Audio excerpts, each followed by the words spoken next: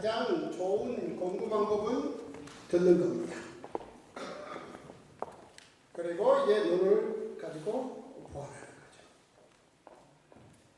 잘 듣는다. 정리정돈된 이야기를 들을 수 있는 기회가 있다. 이거는 공부에 있어서 상상 초월한 효과적인 방법입니다. 그 다음 이제 눈으로 확인해 본다. 오, 이제 눈을 통해서 컨펌을 하는 거죠.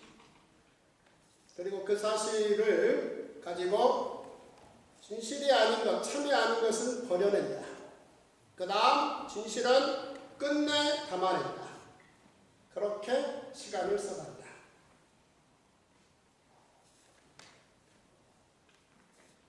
바로 이 부분이 이제 다른 여타 하나님의 피조물인 짐승들과는 전혀 다른 우리 인생들을 향한 하나님의 축복이요 특권입니다. 공부할 수 있다는 거. 특히나 연세가 들어가면서 그 공부는 더 월등해질 수 있다는 거. 모세가 120살에 5살에서 20살 전 15년 정도 그 어간의 아이들에게 공부할 수 있는 책 창출의 민시를 그의 나이 120살에 썼다는 겁니다. 여호수아가 그의 나이 110살에 그 이야기를 소화해서 제사장 나라를 다 현실화했다는 얘기를 책으로 썼다는 거. 사도 요한이 젊은 날 고기 잡던 그물을 꼬매던 그 손을 가지고 나이 90쯤에 요한 1, 2, 3, 4, 요한계시록, 요한복음을 5권을 썼다는 사실. 세상의 지식인들과는 근본적으로 다른 이야기일 것이다. 세상에서 인문, 사회, 자연과학을 연구하는 학자들은 어느 만큼의 시점이 지나면 기억력이 쇠퇴하며 뭔가 인과율을 찾는데 더디다 그럽니다. 그러나 성경을 기록한 하나님의 사람들은 그리하지 않았습니다. 나이가 들어갈수록 총명해진다는 겁니다.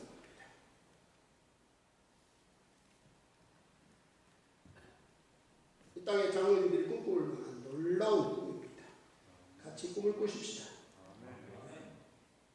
60대보다는 70대, 70대보다는 80대 더 총명한 하나님의 사람으로 그리스도인으로 하나님 앞에 살겠다.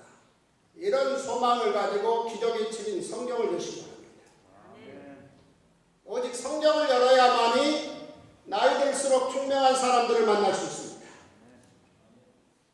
그리고 그들의 헌신과 충성 그 부분을 눈여겨보며 우리가 같은 소망을 꿈꿀 수 있다는 놀라운 사실입니다.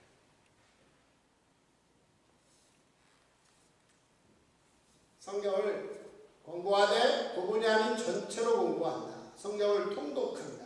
이 꿈입니다.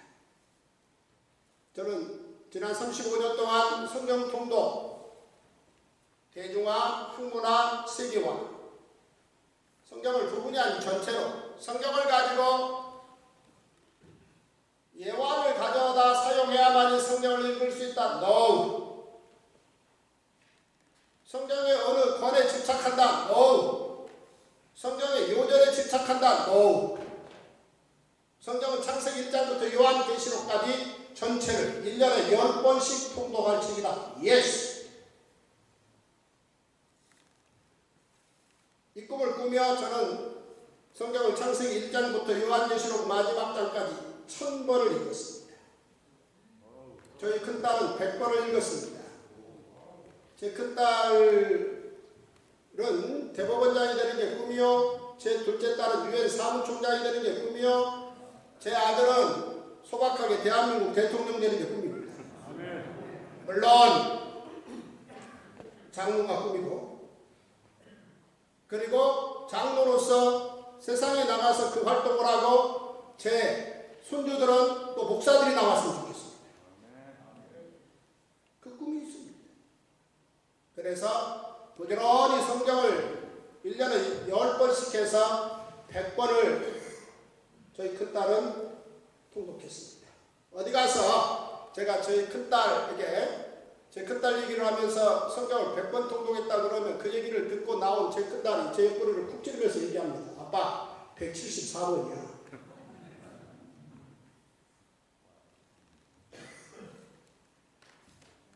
제가 1000번을 읽었다는 것도 줄여서 하는 이야기요. 저희 큰딸이 100번을 통독했다는 얘기도 줄여서 하는 얘기입니다. 왜? 그 이야기가 그렇게 중요한 이야기는 아니니까. 문제는 성경을 처음부터 끝까지 전체를 늘 통독한다는 거죠. 하루도 건너뛰지 않고 늘 성경 전체를 통독한다. 이 운동을 35년 동안 대중화하고 어떻게 하면 효과적으로 성경을 체계적으로 공부할 것인가 학문화하고 그리고 어떻게 하면 이 놀라운 성경 전체를 통독하는 방법을 대한민국 그리스도인에서 멈추지 않고 세계 모든 그리스도인들에게 공유할 수 있도록 세계화할 것인가 그 꿈을 꾸어오고 있습니다. 그리고 이제 그 꿈이 가까이는 제 자녀들이 성경을 통독하고 있고 또 조금 더 확대해서 보면 제 미국의 많은 친구들이 성경을 통독하고 있습니다. 그래서 이제 성경 통독은 더 이상 대한민국 한국 교회의 운동이 아닌 미국 교회와 세계 교회의 운동으로 확대되고 있습니다. 10초만 보십시오. 한 10초. 영상 한번 보십시오.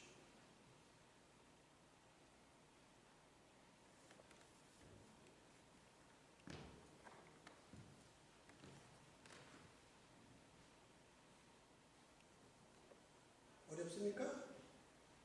Now, we're introducing the Tom Dog Bible app to the English world. Download it.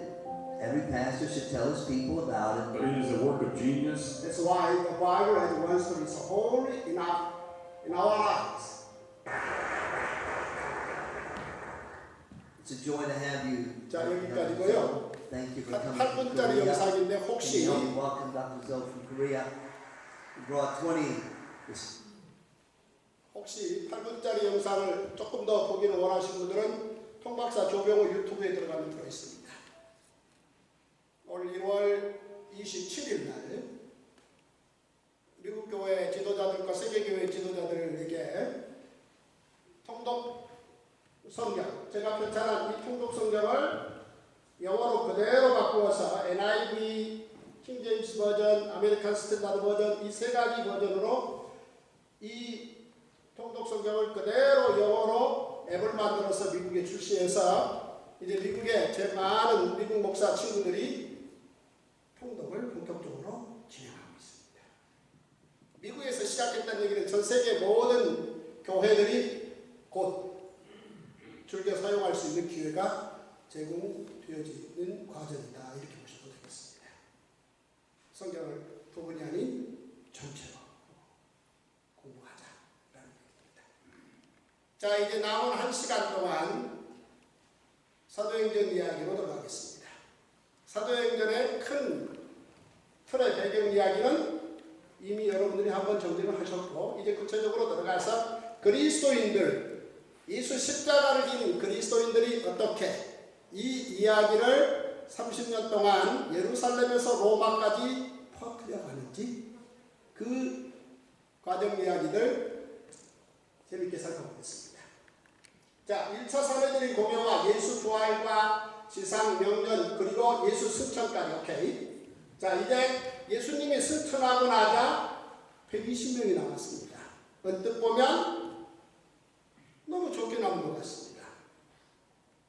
그런데 그 120명이 모여서 첫 번째 그들이 어떤 중대 결정을 공동체적으로 이루는 분이 마띠아를 세우자고 얘기합니다. 결국은 두 사람 중에 한 사람을 선택한 게 마띠아입니다. 이게 제1차 예루살렘 교회의 중대 결정입니다. 참으로 놀라운 사람들인데 공적으로 결정합니다. 공적으로. 그렇게 해서 가룟 유다의 자리를 채워서 12명의 예수님의 제자들의 숫자를 채웠습니다. 그리고 우리 주님의 당부대로 6월절에서 오순절까지 약 한 50일을 기다립니다. 여기에서 6월절 오순절이라는 말은 1500년 전 모세를 통해서 만든 제사장 나라의 핵심 명절입니다. 6월절, 오순절, 초막절. 바로 우리 예수님의 십자가는 안식일에 6월절을 사용하셨고, 그리고 그 사건 이후 50여일 만에 제사장 나라의 명절인 오순절을 교회의 시작날로, 하나님 나라의 교회의 시작날로 다시 사용하신 겁니다. 그러니 구약 성경의 제사장 나라 이야기, 모세를 통해서, 즉 하나님의 종, 하나님의 집을 짓는데 하나님의 종 모세를 통해서 하나님의 집의 밑그림을 그리고 그의 아들이 오셔서 어떻게 하나님의 집을 제대로 완성하시는 이야기를 정확하게 담아가는 겁니다. 그래서 오순절날 성령 강림 사건과 더불어 3,000명, 5,000명이 예수 믿는 사람들로 확산됩니다. 그러자 예루살렘의 이 상황을 당황스럽게 파악하는 자들이 바로 사내들인 공회인데, 이들이 부랴부랴 서둘러서 2차 사내들인 공회를 열게 됩니다. 1차 사내들인 공회를 연지 고작 2달도 채 되지 않아서 예수님의 제자 베드로와 요한을 불러들여서 2차 사내들인 공회를 부랴부랴 열었습니다. 사도들이 백성에게 말할 때 제자들과 성전 맡은 자와 사두개인들이 이르러 예수 안에 죽은 자의 부활이 있다고 백성을 가르치고 전함을 싫어했다. 그래서 관원들과 장로들과 서기관들이 예루살렘에 모였는데 대제사장 안나스, 가야바, 요한, 알렉산더 및 대제사장의 문중이 다 참여했다. 이 한 사람 한 사람의 삶의 스케줄은요, 장난이 아닌 사람들입니다. 이 사람들은 정말 아예 작정하고 모든 스케줄을 뒤로하고 모여야만이 모일 수 있는 사람들입니다. 이들이 1차 사내들인 공회 재판이 끝난 뒤 불과 2달도 채 안 됐는데 동일 사안을 놓고 또 모였다는 겁니다. 바로 이때 베드로가 사도행전 4장 10절 이야기입니다. 너희와 모든 이스라엘 백성들은 알라. 너희가 십자가에 못 박고 하나님이 죽은 자 가운데 살리신 나사렛 예수 그리스도의 이름으로 이 사람이 건강하게 되어 너희 앞에 섰느니라. 다른 이로서는 구원을 받을 수 없나니 하면서 예수의 이름을 사내들이 공회 앞에 가서 70명 앞에 가서 증거해버립니다. 이 다음에 여러분들이 천국에 가셔서 베드로를 만나실 때 이렇게 하고 만나시는 거하고 이렇게 하고 만나시는 거하고 다릅니다. 자, 베드로를 만나서 이렇게 하면 베드로가 벌써 눈치채고 꺼지슈. 왜냐면 왜 3번 부인했슈? 이거 물리거든요. 근데 베드로를 만나면서 베드로가 멀리서 오면 이렇게 가는 거죠. 그럼 베드로가 눈치채고 어깨 동무하고 같이 가자 해서 깐풍기, 유산슬, 탕수육 다 사줍니다. 2차 사내들인 공회. 1차 사내들인 공회 때 2달 전에 베드로와 요한이 그 예수님이 재판받는 1차 사내들인 공회에 기어들어갔다가 기어도 못 나왔어요. 얼마나 무서운지. 세상에 살면서 그렇게 무서운 곳은 처음 봤던 곳이죠. 자기 신분이 다 노출됐었습니다. 그럼에도 불구하고 예수님도 바라보시는데 너무 무서워서 앞뒤 가릴 것 없이 도망 나왔습니다. 바로 그 자리입니다.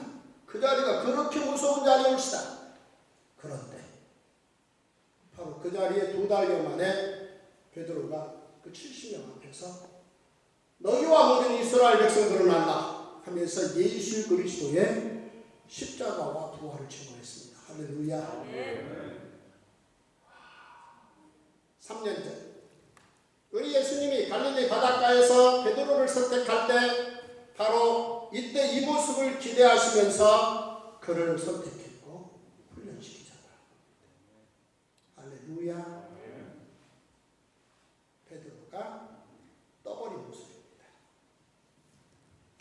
그러자 사내들인 공회원들이 가만히 있을 리가 없죠.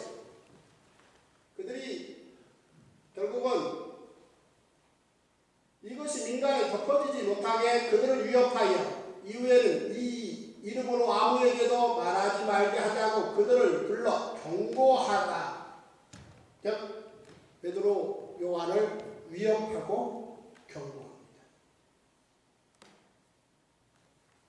여러분, 재벌 총수들 다 모여있고 거기에 안기부장, 검찰총장, 경찰청장 그 정도 급되는 인간들이 모여서 불러서 경고하고 위협한다고 생각해 보십시오.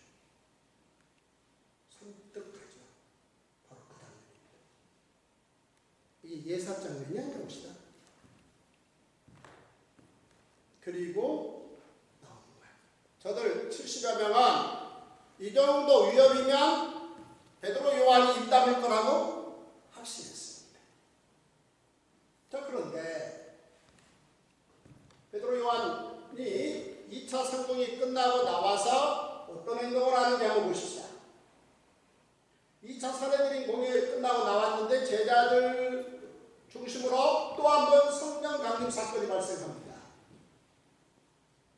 그리고 부활을 증거하는 걸 쉬지 않고 도전합니다. 그러다 이번에는 사내들인 공회에서 서둘러서 12명을 다 잡아들입니다. 처음엔 2명 잡아들었고 이번에는 12명을 다 70여 명이 잡아들여서 3차 사내들인 공회를 엽니다. 보십시오. 대제사장과 그와 함께 있는 사람 즉 사두개인의 당파가 다 마음에 시기가 가득하여 공회와 이스라엘 족속의 원로들을 다 끌어모아서 공회를 열었다는 겁니다. 여기에서 사두개인의 당파가 예수님의 12제자를 시기했다. 이 부분에 대해서 여러분들이 눈여겨보셔야 됩니다. 드디어 우리 예수님의 제자들이 사두개인의 당파들로부터 시기를 받았다.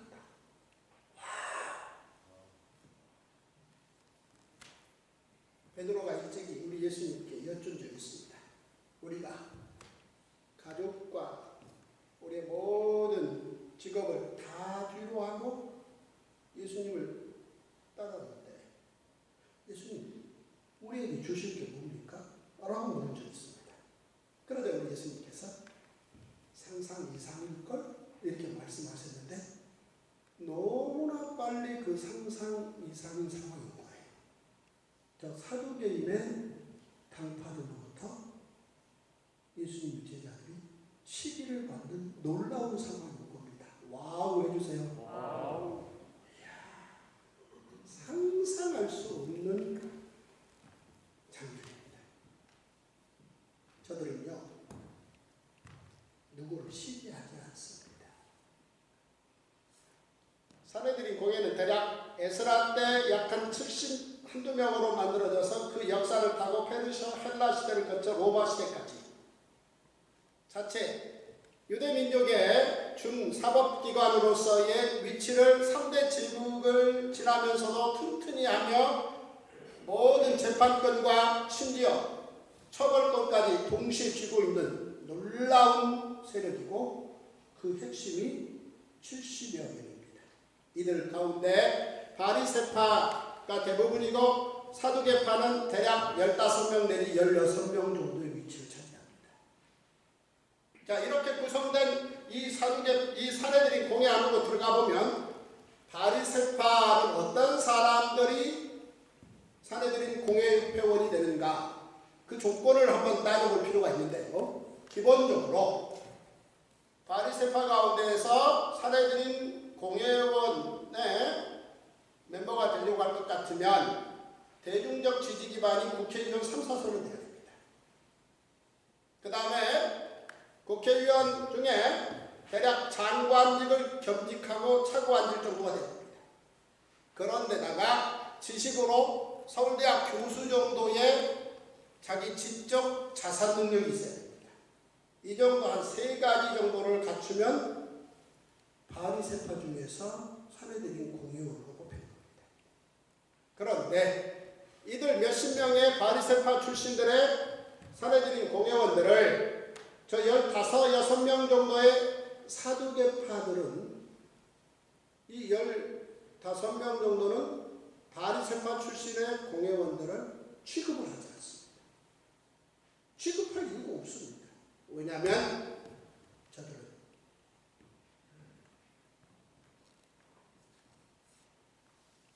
예루살렘 성전을 기반으로 한 최고의 세습 귀족들이기 때문입니다.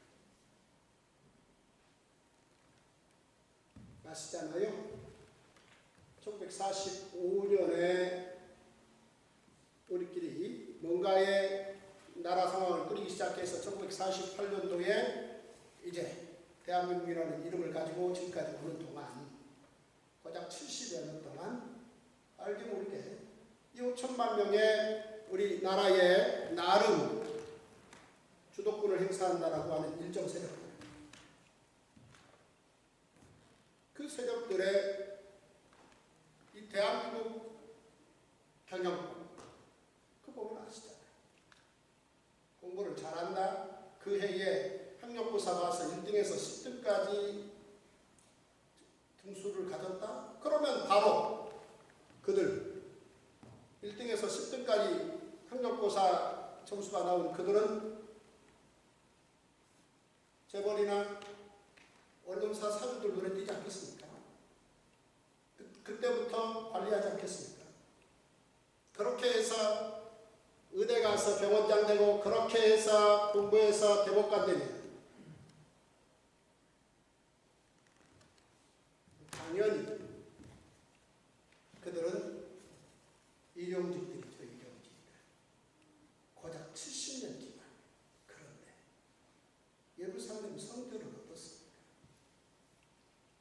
우리 예수님 당시 유다 예루살렘에 약 90만 명의 예루살렘 성전의 5대 제사와 3대 명절을 통해서 11조 내는 90여만 명이 있고, 그들하고는 비교할 수 없는 디아스포라 유대인들이 350만 명이 우리 예수님 당시에 바로 예루살렘 성전에 11조를 바쳤습니다.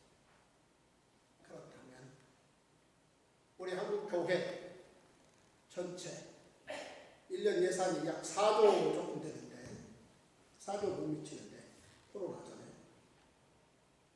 일개 사립대학이 4조 3천억 정도인데,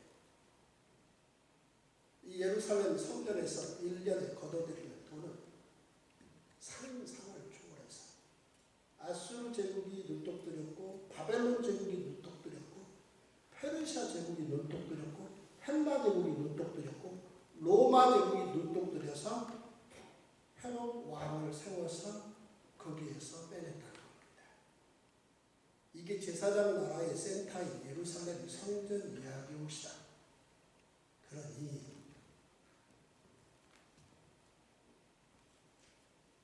30만을 모았다.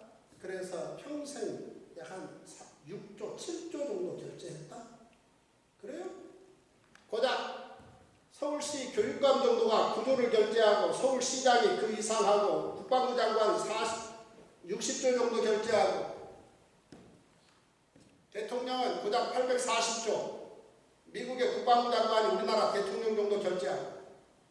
그런데 세계 최상의 나라에서 아수르가 세계 최상이었잖아요. 바벨론 페르시아가 넘어가면. 그런데 그들이 예루살렘 성전을 눈독들였다. 왜요? 제사장 나라 3대 명절 시스템과 5대 제사 시스템을 중심으로 그 많은 재물이 모이기 때문입니다. 그러니 6월절 한 달 앞두고 예루살렘 성전의 창고를 싹 비워요. 왜냐하면 6월절 기간에 창고가 가득 쌓입니다. 오순절 앞두고 또 가득 차 있는 창고의 내용들도 다른 데 옮겨라. 또 가득 차. 이게 1500년 제사장 나라 시스템이고, 그 기반 위에 그렇게 모인 그 어마어마한 상상을 초월한 그 예산을 직접 주도하는 5대 제사 3대 명절과 그 예산 집행권과 350만 명이 사실은 그들은 월등한 사업 때문에 예루살렘 근처에서 멀리 떨어져 사는데, 예루살렘으로부터 멀리 떨어져 사는데 그들의 회당에 보낼 모든 공문 발송권을 다 쥐고 있는 사람이 대제사장입니다. 그러니 그런 대제사장 세력들을 세습하고 있는데 그들이 예수님의 제자들을 시기했다는 겁니다. 와우 해주세요. 제발 놀래주세요. 성경을 읽으시면서 잘 구약 성경과 사복음서를 잘 공부해 주시면 사도행전은 이런 장면에 와서 놀라야 됩니다. 세상에 신문 보고 놀랄 일은 거의 없습니다. 그 신문은 진영과 그 회사의 입장이 어떤 식으로든 첫 글자에서 마지막 글자까지 다 반영되어 있는데 그 뻔할 뻔자에 신문 보면 시간 다 쓰시고 성경을 제대로 하루에 한두 시간씩 읽는 건 아예 손도 안 대시고, 그러니 성경 이야기는 재미없고 설교 시작하자마자 달달한 삶에서 뭔가 교훈이나 주고받을 예화에 굶주려 있고, 이건 미래가 없는 겁니다. 이건 아니었습니다. 어떻게 하면 성경 이야기를 10%에서 20%로, 20에서 50으로, 50에서 60으로 읽어서 무슨 말인지 이해할 수 있도록 실력을 키울 것인가, 이 고민들을 하셔야 됩니다. 고마워요 우리 박장님. 이건 그냥 쓴소리가 아니라 단소리입니다. 여러분 이게 쓴소리로 들리십니까? 아니요. 달콤하셔야 됩니다. 이런 이야기 동의하시겠습니까? 정말 달콤하셔야 됩니다. 하루 24시간은 누구에게나 똑같습니다. 그런데 그 인생을 써가면서 성경을 100번, 1000번도 읽는데 성경을 적당히 한두 번도 읽지 않고 20대, 30대, 40대를 지나 50대에 이르렀다. 그리고 성경의 이야기를 읽으면 별 재미가 없다. 그래서 예화나 교훈으로 바로 우리 눈길과 우리 귀가 가서 달려가야 된다. 아니요. No. 그럴 수는 없습니다. 지금이라도 성경 열심히 읽으셔야 됩니다. 그것도 처음부터 끝까지 부지런히 통독하셔야 됩니다. 그래야 이런 이야기를 조각으로 대충 알지 않고 제대로 파악할 수 있습니다. 사도계파들이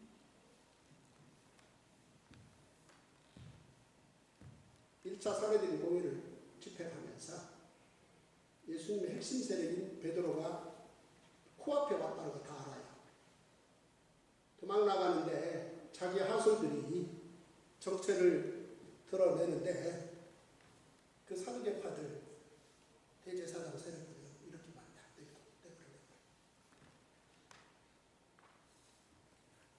쟤들 손대는 건 우리 격돌이잖아. 내보내. 불과 몇 달 전에 그랬어.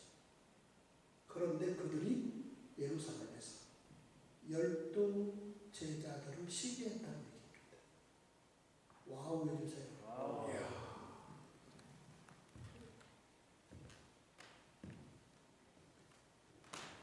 자, 그들을 끌어다가 공회 앞에 세우고 대제사장이 물으니 예수의 십자가와 부활을 다시 증거합니다. 그러자 그들이 듣고 크게 노하여 사도들을 없애하고자 그 70여 명이 죽여! 이렇게 됩니다. 저들의 결정은 곧 12명의 죽음입니다. 거침없이 죽여버립니다. 그런데 다행히 가말리엘이라는 사람이, 이 사람은 2000년 이스라엘 그 당시 역사까지 한 3명에 뽑히는 학자다 보니까 이 사람의 발언을 참고해서 일단 죽이는 거 보류하고 채찍질해서 내버려요.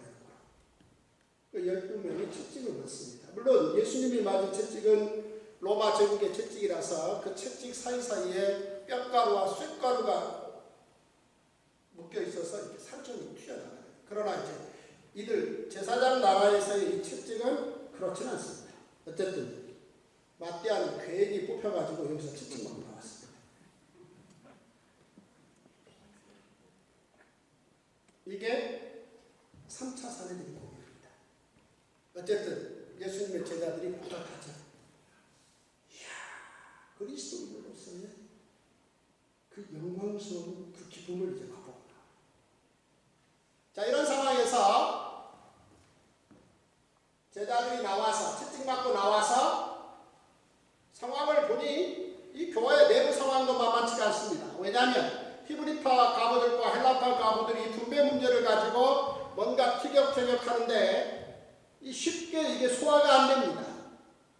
결국 내우외환적 상황이 직면한 겁니다.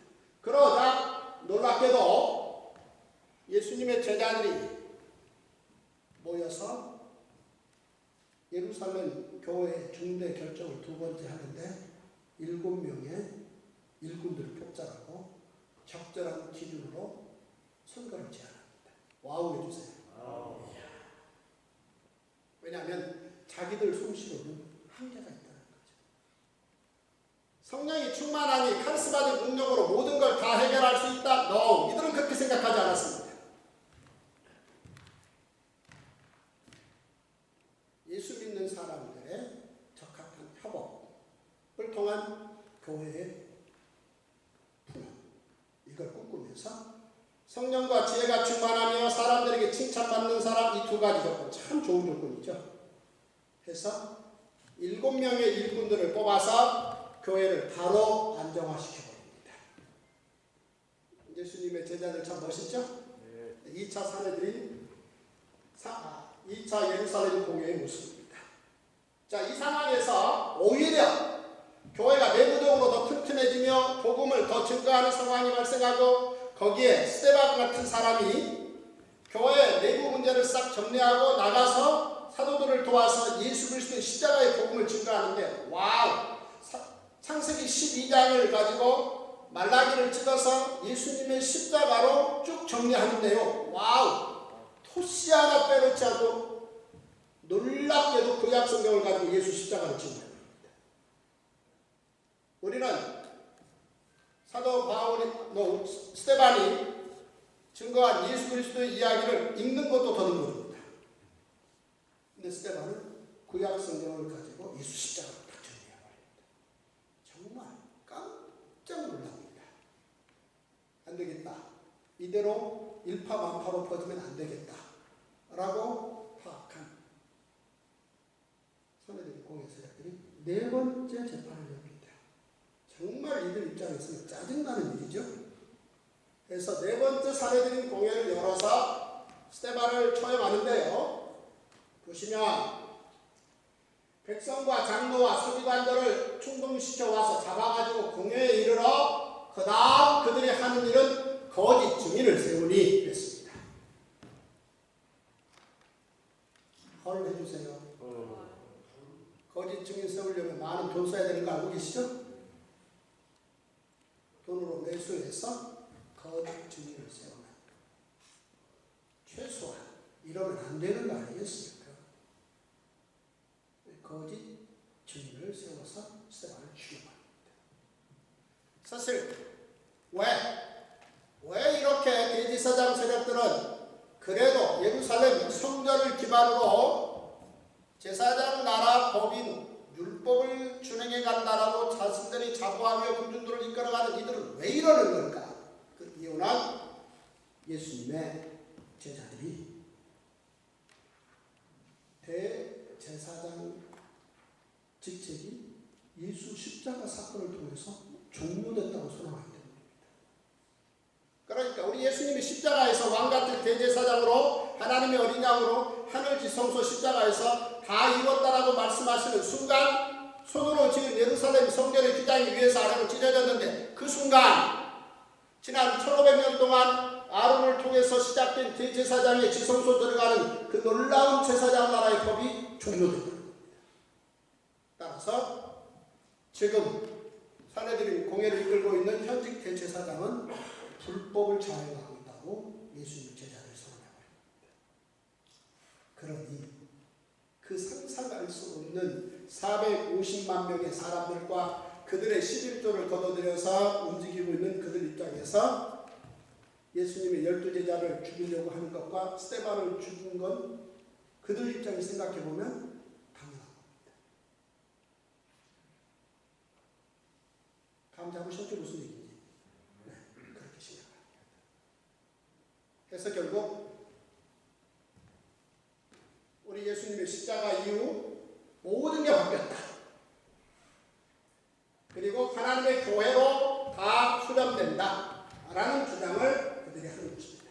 대제사장의 권한, 지성소에 들어가는 권한, 예루살렘 성전과 3대 명절 주도권, 예루살렘 성전 예산 집행권, 공문 발송권, 그 모든 것이 예수 십자가 그 순간을 통하여 다 왕같은 대제사장 예수 이름으로, 오직 예수 이름으로 다 이루어졌다. 이것을 예수님의 제자들이 선언하니 현실적으로 버젓이 예루살렘 성전에 있잖아요. 다만 예루살렘 성전의 휘장을 꼬맸어요. 없어 보이게. 헐 해주세요.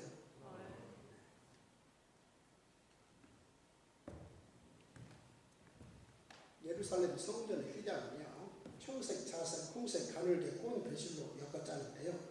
황소 2마리가 좌우에서, 황소 4마리가 좌우에서 당겨도 찢어지지 않는데, 그런데 우리 예수님이 십자가에서 다 이뤘다고 말씀하시는 순간 위에서 아래로 찢어졌는데, 그걸 그들은 예수 부활 사건 이후에 꼬맸어요. 헐 해주세요.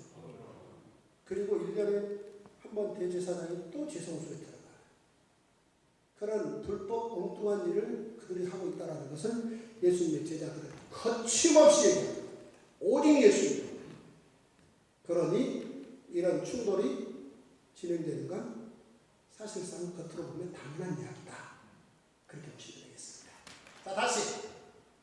자, 4차 산헤드린 공회로 이제 스데반이 죽습니다. 그러자 결국 저들의 이 살인 행위는 여기서 멈추지 않을 거라고 판단한 예루살렘 공회의 상당수 세력들이, 순교를 각오한 사람들은 남고 나머지는 흩어집니다. 그러면서 흩어진 사람들이 사마리아에 가서 복음을 전하는 가운데 사마리아 성령 강림 사건이 발생하고, 그 다음에 베드로의 고넬료의 성령 강림 사건이 발생하고, 또 흩어진 자들이 안디옥에 가서 교회를 설립합니다. 할렐루야. 그런데 안디옥에 교회가 세워졌다는 놀라운 소식을 예루살렘 공회에서 들은 사도들이 너무 기뻐서 그 예루살렘 교회에서 안디옥 교회를 좀 더 풍요롭게 하기 위해서 예루살렘 교회에서는 절대 빠져서는 안 될 값진 보배 같은 사람인 바나바를 안디옥 교회로 보내기로 공회가 결정을 합니다. 와우, 예루살렘 교회 해주세요. 멋있어요.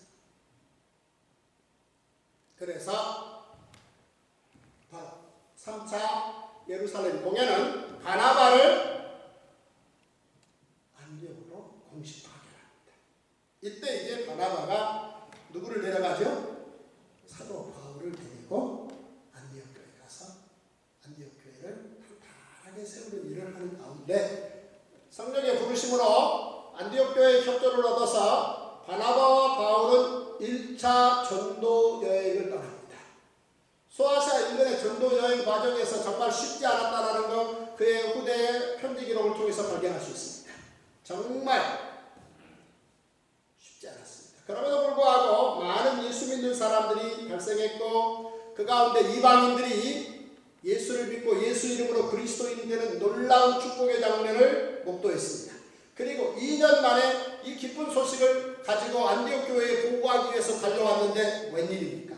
안디옥 교회가 그동안 그 2년 동안 예루살렘에서 온 예수 믿는 유대인들 가운데 일부가 여타 유대인이 아닌 예수 믿는 사람으로 구성된 그 안디옥 교회의 성도들에게 십자가 플러스 할례까지 곁들여야 그리스도인이라고 가르치고 있었던 겁니다. 결국 사도 바울과 바나바는 아니라 할례는 십자가로 끝났다. 오직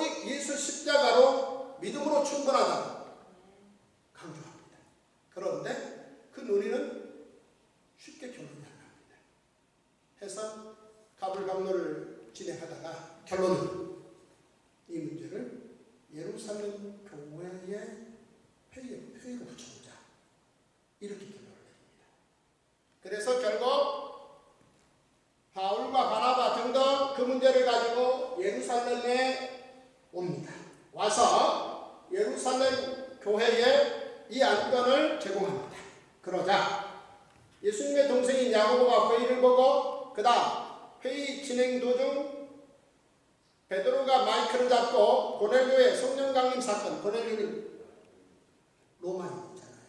고넬료의 성령 강림 사건을 증언하며 할례를 받지 않아도 성령께서 강림하심으로 예수 그리스도의 십자가를 지닌 그리스도인임을 증거합니다.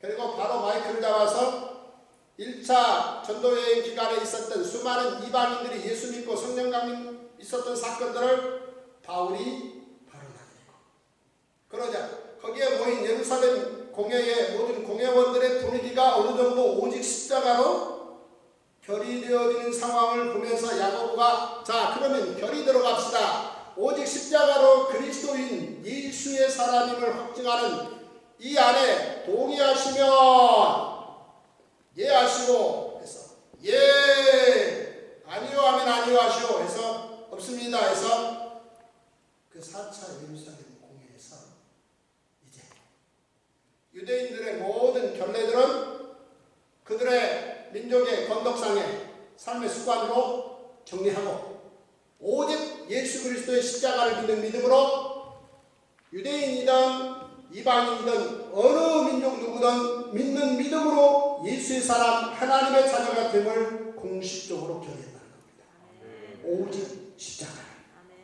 할렐루야. 이 결의 덕분에 모든 민족들이 난 28일 만에 할례 같은 그 결례 행동을 해가지 않고도 집사 되고 장로도 되고 목사도 되는 겁니다. 이게 그렇게 중요한 결의였어요. 4차 예루살렘 공회. 자, 오직 십자가 이야기는 여기서 이렇게 결정됩니다. 모든 민족을 위한 오직 십자가. 그런데 여기에 곁들여서 놀라운 부수적인 법이 하나 결의되는데 다른 게 아니고 사도 바울이 바나바급의 사랑받는 형제라고 거기에서 공식 결의합니다. 할렐루야. 사실은 다메섹 도상에서 예수를 만났고 결국은 자신의 그동안의 행동에 대해서 사실은 잘못된 제사장 나라주의에 하나님의 여러 선지자들을 통해서 지금까지 이끄신 모든 메시아를 향한 이야기를 잘못 이해하고 있었던 부분에 대해서 크게 반성하고 스데반 죽는데 동조했던 행동에 대해서 크게 후회하고 오직 예수 그리스도의 십자가 이야기는 그냥 나온 게 아니라 율법과 선지자를 통해서 모든 준비된 이야기인 것을 새삼 깨닫고 사도 바울은 사도들과 함께 그 사실을 증거하고 싶었지만 그 스데반 사건과 대제사장 편에 서 있었다라는 그 사도 바울의 전 행동이 끊임없이 그를 예수님의 제자들 그룹에서 한 걸음 멀리 서 있게 했다는 겁니다. 그런데 드디어 4차 예루살렘 공회 때 사도 바울을 우리의 사랑받는 바나바와 바울 이렇게 공식 결의가 있었다는 겁니다. 이 결의가 있고 난 후 사도 바울이 바나바에게 친구 나 잠깐 화장실 좀 다녀올게. 그래서 조용히 화장실에 가가지고 혼자 아무도 없다는 사실을 알고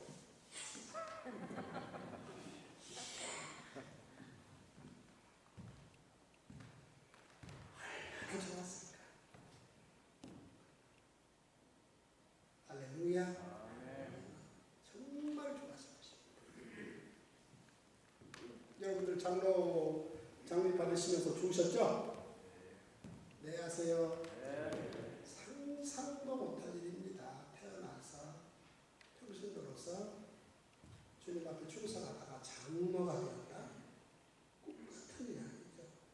꿈 같은. 그 감격이 갈수록 더 깊어지셔야 합니다. 상상도 못할.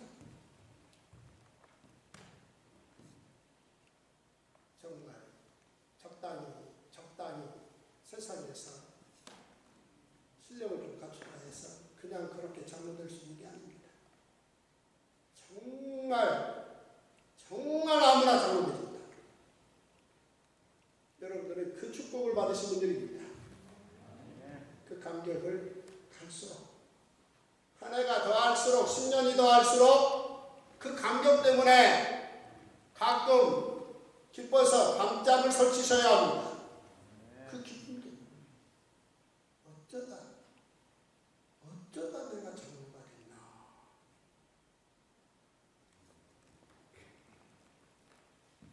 사도 바울이 내가 어쩌다 예수를 만났고 이제 이들과 함께 예수의 복음을 증거하는 사도로 인정을 받는 너무 좋아서 기뻐서 저주를 불렀다는 겁니다. 이 4차 예루살렘 공회 결의가 있었기에 이후에 이제 바나바와 마가 문제로 약간의 다툼이 있었지 않습니까? 그런데 결국은 바울이 독자팀을 이끌 수 있었다는 겁니다. 만약 이 4차 예루살렘 공회 때 바울에 대해서 바나바급의 사역자로 사도로 인정한다라는 이 공식 결의가 없었다면 바울이 따로 독자 전도팀을 꾸리는 건 여러 가지로 초대교회 상황상 어려움이 뒤따랐을 것이라는 겁니다. 자, 무슨 말 이해들 하셨습니까? 네. 따라서 이 4차 예루살렘 공회를 기점으로 바나바는 마가를 데리고 2차 전도팀을 꾸려서 2차, 3차 전도여행을 지속했고, 그리고 바울은 신라를 데리고 2차 전도팀을 꾸리면서 3차 등등 바울팀 전도 이야기가 공식적으로 진행되고, 사도행전은 바로 바울팀 샘플만 끝내 기록했다는 얘기입니다. 정리되셨나요? 네. 자, 그러면 바나바의 전도팀은 활동을 멈췄을 가능성이 없습니다. 따라서 이 다음에 천국 가서 바나바 만나면 여러분들은 2차, 3차 바나바의 전도팀의 내용이 어떠했는지 궁금해 하셔야 됩니다. 할렐루야. 얼마나 월등했을지 그 증거는 바로 마가가 이후에 보면 바울에게 너무나 유익한 사람이 되었다라고 바울이 말하죠. 바나바의 2차, 3차 전도팀을 통해서 마가가 디모데급의 월등한 사역자로 훈련되었다는 얘기잖아요. 그런 모든 이야기는 다 생략한 겁니다. 없었던 게 아니고 생략했다. 그리고 이제부터는 바울 전도팀 이야기만 2차, 3차 그리고 예루살렘 전도여행 그 다음에 로마 이야기까지 바울 이야기만 샘플로 기록했다. 따라서 많은 전도팀 이야기들이 너무나 월등했지만 그 모든 이야기를 생략했다. 그리고 오직 바울 얘기만 샘플로 기록했다. 따라서 우리가 성경을 읽을 때 얼마나 많은 생략과 생략 끝에 압축해서 써놓은 그림들을 아셔야 됩니다. 따라서 그렇게 압축하고 생략해서 기록해서 한 권의 책으로 우리에게 선물로 주신 그 책을 우리가 또 부분 취사 선택한다든지 어느 부분에 대해서 생략하고 지나갈 권리나 자격이 없다는 얘기입니다. 동의하시겠습니까? 그래서 성경은 창세기부터 계시록까지 한 자도 빼놓지 않고 놓치지 말아야 됩니다. 처음엔 낯설고 처음엔 잘 모르니까 쉽지 않겠지만 그러나 조금만 노력하시면 성경의 창세기의 안식일 이야기가 모세의 제사장 나라의 안식일 법으로 그 다음에 우리 예수님께서 십자가를 지시는 그 일주일의 그 중요한 그 포인트로 또 그런 가운데 금요일날 우리 예수님이 십자가를 지셨는데 주일날 부활하신다는 얘기는 요나의 물고기 사건을 통해서 이미 선지자를 통해서 예고하셨고 등등 어느 것 하나 빠뜨리지 않고 예수 십자가 이야기로 구약은 준비했고 그 다음 예수 십자가 사건 이후에 그 십자가 사건을 증거하기 위해서 어떤 것도 터버리고 목숨까지 내놓아가면서 예수 십자가를 이렇게 증거하고 있다는 사실을 우리는 보게 되는 거죠. 그래서 성경 한 권이면 충분하구나.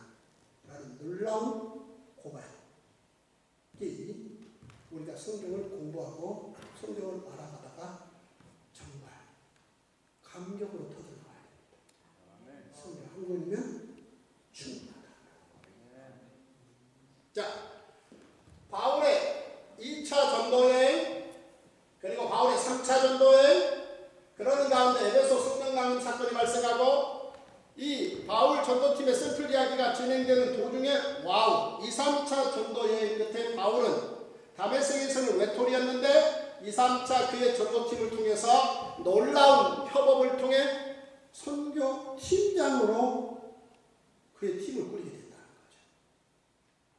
그 바울 선교팀, 바울이 소개한 멤버들을 살펴보시면 참으로 놀랍습니다. 얼마나 많은 사람들과 협업을 통해서 그리스도의 복음을 예루살렘과 유다와 사마리아와 땅끝까지 이르러 증거하는데 많은 동역자들과 팀워크를 했는지를 보여주는 대목입니다. 자, 이들과 이제 놀라운 계획을 세우는데 그 계획은 다름이 아니라 어떻게 하면 자신들의 당대에 예루살렘에서 로마로 가서 로마를 선교센터로 세팅해서 스페인까지 복음을 당대에 전할 것인가 이 계획을 팀들과 함께 구성했다는 겁니다.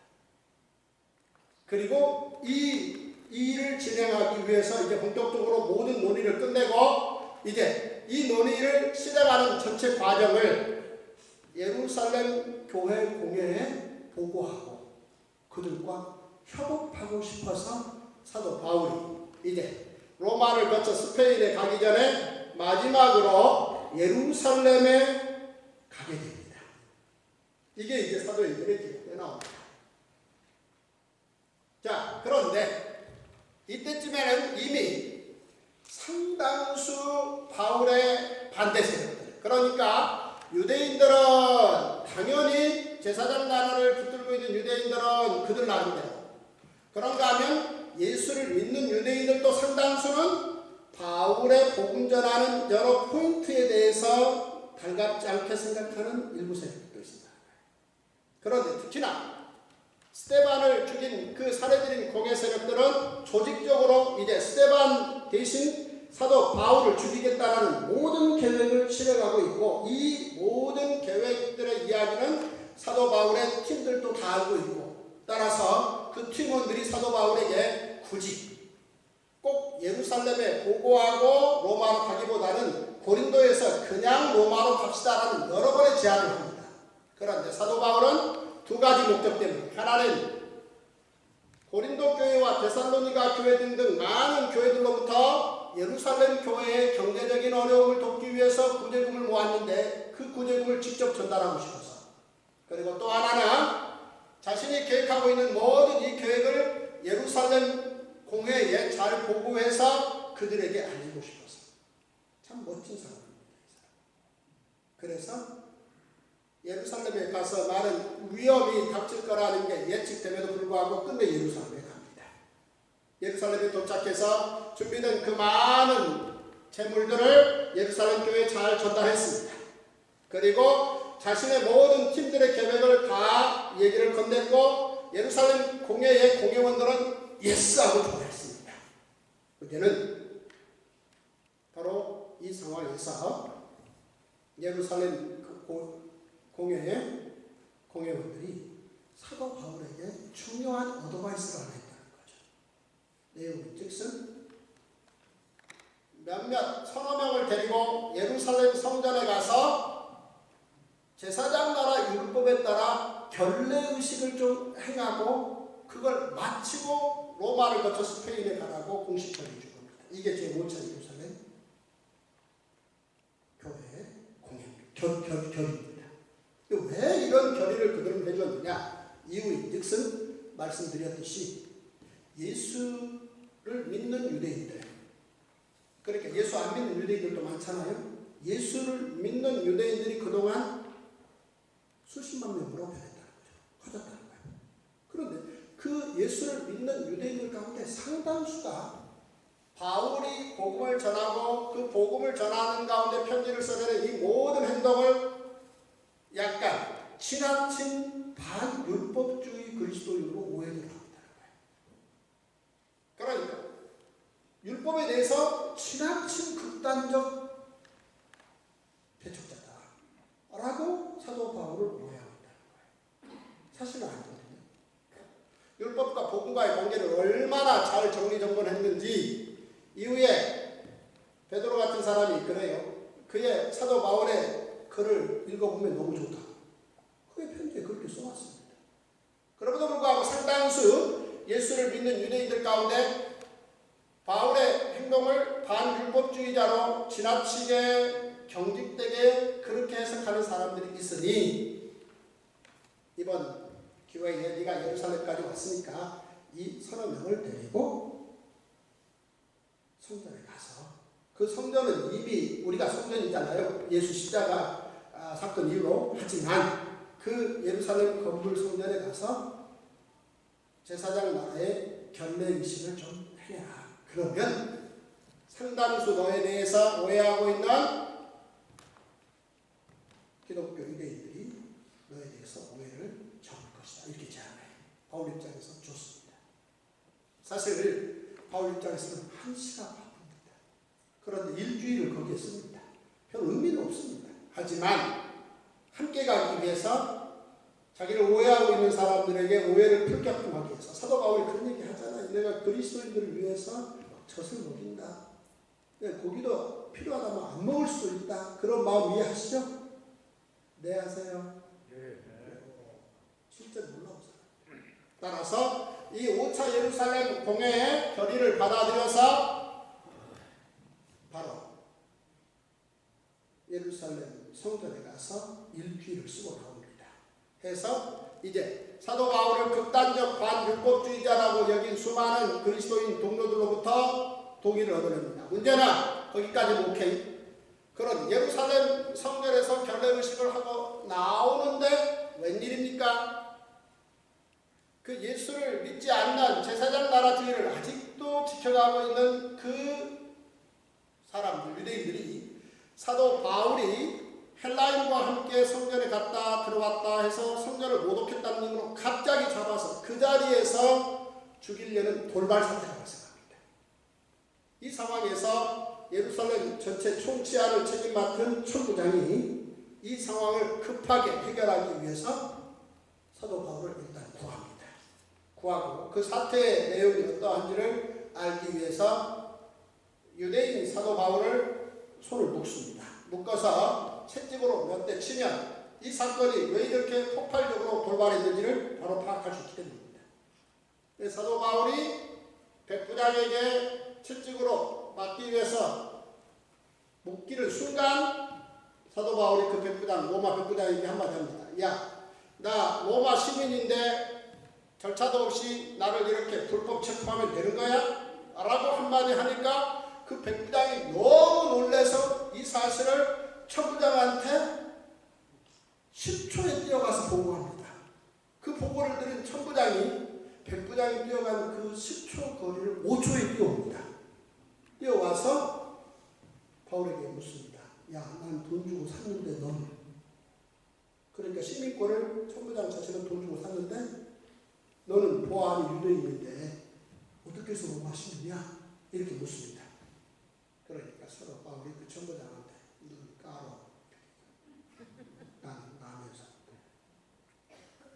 이 말은 너 못 벗는다는 얘기입니다.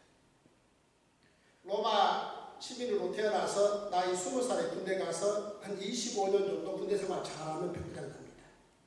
그런데 이 친구가 시민권을 돈 주고 샀는데 천부장자리에 앉았다는 얘기는 상상을 초월할 만큼 능력 있는 친구입니다.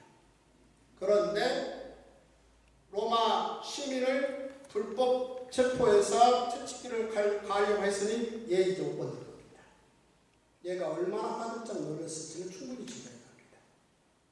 바로 그렇게 놀래고 있는 천부장에게 사도 바울이 말합니다. 야, 나 너 옷 벗길 마음 없다. 부탁 하나 들어주렴 해서 그 부탁이 뭐냐면 제 5차 산해드린 공회를 너의 관할하에 열어달라고 부탁합니다.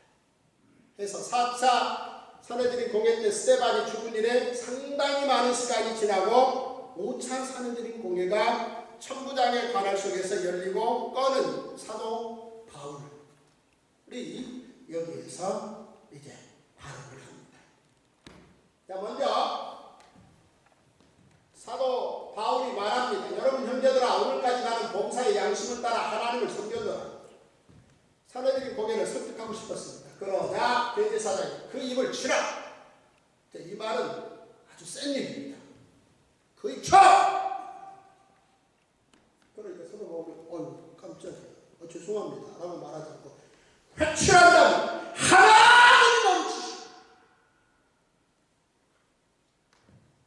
내가 나를 율법대로 심판한다고 앉아서 율법을 어기고 나를 치라느냐? 그러니까 70여 명이 다 너무 놀라. 야, 네가 하나님의 대제사장을 욕해! 제사장 납법에 따르면 대제사장을 욕하면 그 자식 죽여. 아주 시리어스한 상황이 옵니다. 이렇게 되니까 사도 바울이 형제들아, 나는 그가 대제사장인 줄 알지 못했어. 연말을 몰랐습니까? 없지요. 그리고 얘들 사태가 안 된다 해서 야, 난 바리새인이야 라고 한마디 하니까 사두개파 바리새파들이 대쪽쪽이듯이 그 자리에서 자중질환을 닦아버립니다. 그들은 오랫동안 구약의 율법을 놓고 사실 같이 갈 수 없는 자들이었습니다. 이걸 누구보다도 잘 알고 있는 사도 바울이 이 한마디를 쪼개버립니다. 그러는 사이 사도 바울이 백부장의 도움을 받아서 거기로 빠져나옵니다. 자, 사도 바울이 빠져나간 상황에서 그들이 보기에 야, 자기들끼리 싸우다가 야, 우리 당했다. 싸우는 건 다음에 싸우고 일단 쟤부터 죽이자 해서 또 합의해서 바로 청구자에게 6차 사내들인 공에 열 수 있도록 기회를 하나 따줘야겠다 이렇게 제안합니다. 그런데 의도는 이미 이제 6차 사내들인 공회를 열지 않고 바울이 천부장 손에서 사내들인 공회 장소로 옮겨오는 도중 40여 명의 암살단을 동원해서 사도 바울을 죽여버린다 합니다. 이 같은 정보를 입수하게 된 천부장이 밤중에 로마 군인들 보병 200명, 창군 200명, 기마병 70명, 470명을 동원해서 밤중에 예루살렘에서 가이사라까지 80km를 호송해서 옮깁니다. 천부장이 월등한 판단을 한 거죠. 왜냐하면 이 사내들인 공회 세력들의 그 40명의 암살 대원들은요, 이 470명 정도의 군인들을 동원해야만 나올 수 있습니다. 얼마나 그들이 무서운 자들인지. 그래서 결국 사도 바울은 예루살렘에서 총독이 있는 가이사라에 오게 되고, 가이사라에서 벨렉스 총독의 그늘 아래 들어가서 재판을 합니다. 일단 그 총독이 보기에 별 문제 안 됩니다. 그러면 이쯤에서 사실은 적당히 사도 바울을 빼내줄 수도 있는데 이 벨렉스 총독은 두 가지 이유로 2년 동안 구류시킵니다. 첫째는 사도 바울에게 뇌물을 받으려고, 두 번째는 사내들인 공회들 세력들과 어정쩡한 관계를 계속 유지하려고. 왜냐하면 그들과 적대할 수 없으니까. 2년 동안 결국 사도 바울이 뇌물을 주지 않습니다. 그러자 임기를 마치고 벨렉스는 돌아가고 베스도가 취임하는데 이놈이 상황 파악을 못하고 사도 바울을 6차 사내들인 공회 열겠다는 명분으로 암살하려고 하는 이 사내들인 공회 세력에게 넘겨주려고 합니다. 그러자 이거 큰일 났구나 해서 사도 바울이 거기에서 새로 부임한 베스도 총독에게 딱 잘라서 야, 더 이상 너희들 상대 안 해. 나 로마 시민권 이용해서 나 황제 재판 받을 거야 라고 권리를 주장하게 되고, 이 사도 바울의 권리를 신임 총독 베스도가 거절할 수 없으니까 기소장을 써준 겁니다. 그래서 로마 죄수가 됩니다. 죄수가 쉽게 되는 게 아닙니다. 그래서 사도 바울은 이제 베스도의 기소장을 기반으로 결국 백부장의 도움을 받아서 로마에 도착했고, 죄수의 몸으로 이제 황제를 만나서 재판을 받아야 됩니다. 그 상황에서 로마에서 수많은 그리스도인들을 만나면서 오네시모를 전도하고 복음 편지를 이것저것 써보냈다라는 게 사도행전 28장입니다. 재미있으셨어요? 네. 사도행전 시작부터 끝까지 머릿속에 잘 담아주십시오. 네. 좋은 방법은 오늘 저녁에 가서 사도행전 꼭 읽고 주무시는 겁니다. 네. 기도하겠습니다. 좋으신 아버지 하나님, 이 땅 한국교회에게 가장 소중한 책임 있는 통합주교회의 장로로 세워주심을 감사합니다. 하나님, 한국교회의 미래, 세계교회의 놀라운 선교의 미래가 우리 장로님들의 어깨 위에 장로님들의 기도 속에 담겨있다는 사실을 기뻐하며 이 놀라운 사명을 감당하기에 꿈꾸며 또 꿈꾸는 분들 될 수 있도록 축복하여 주시옵소서. 많은 장로님들 가운데 이렇게 하나님의 말씀을 더욱더 공부하며 견고히 그리스도인으로 서가기를 소망하게 하심을 감사합니다. 더욱더 이분들에게 성경을 통해서 기적을 베풀어 주시고 성경 한 권이면 충분하다라는 고백으로 남은 생을 하나님 앞에 월등한 삶을 살 수 있도록 축복하여 주시옵소서. 예수님의 이름으로 감사하며 기도합니다. 아멘.